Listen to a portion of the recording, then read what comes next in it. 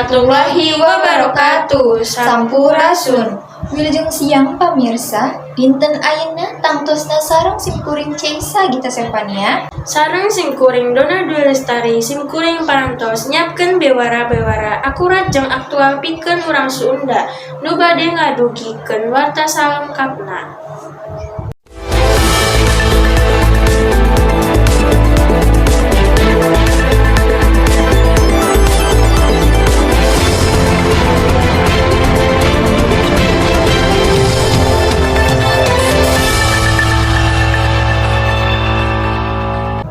Mampulu mahasiswa nu kabengket dina Pergerakan Mahasiswa Islam Indonesia atau PMI Kabupaten Bandung kamari kajora gedung Kapolda Jabar.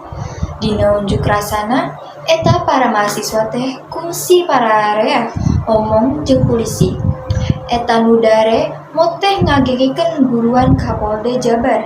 Dina orasina anu arunjuk rasa ngadongsok sangkan Polda bisa sanggacangna ngareksakeun kasus korupsi bantuan sosial atawa bansos Kabupaten Bandung. Lantaran dina ronganana dana APBD Kabupaten Bandung tahun 2005-2006 anu nitih 3 miliar eta geus dikorupsi.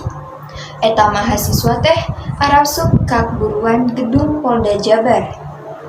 Basa para mahasiswa rek nureun di orsina pihak polisi langsung ngeureunkeun eta unjuk rasa teh kulantaran di lingkungan kerja teu ngaganggu karyawan nu keur digarawe. Henteu eta parat ge meureuti sangkang mahasiswa asup ka gedung pikeun nepikeun orsina langsung ka Kapolda. Tapi eta unjuk rasa teh kekeh yang ngelekonan orsina di buruan. Antuk nama eta polisi teh langsung nyokot mikrofon nu dipake ku mahasiswa. Nyatibinya antara nu unjuk rasa jeung polisi teh jadi sareng silih sarengan. Polisi gekungsi ngancam seumpama nu unjuk rasa teu daek asup gabungan Kapolda unjuk rasa baris dibubarkeun. Antuk nama eta nu unjuk rasa teh daek asup ka gedung pikeun nepikeun pandoksokna.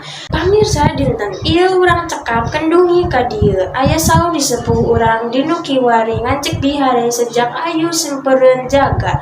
Amin mungkur, amin mundur. Wassalamualaikum warahmatullahi wabarakatuh. Urip Sunda.